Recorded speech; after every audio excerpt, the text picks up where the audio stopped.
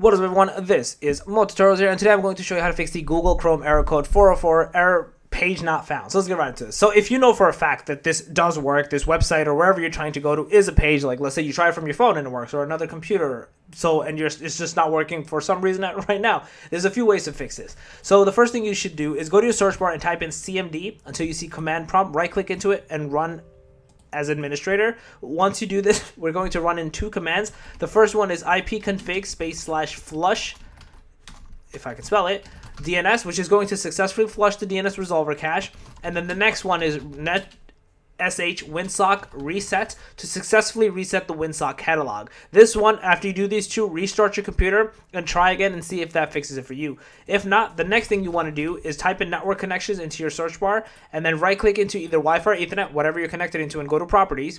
Then click into where it says Internet Protocol version 4 TCP/IPv4 and click into properties.